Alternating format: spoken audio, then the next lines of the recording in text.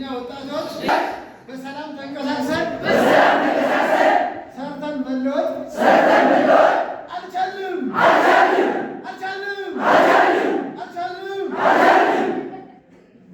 የነገ ተስፋችን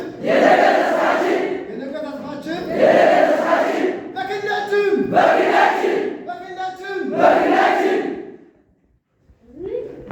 የነገ ተስፋችንን የሚያጨልምን ስርዓት በጽኑ እንታገላለን።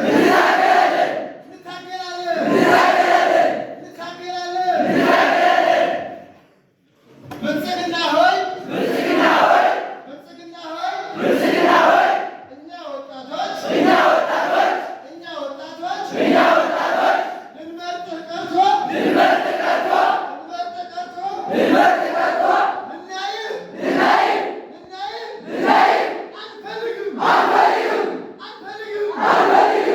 አንፈልግም። እናመሰግናለን።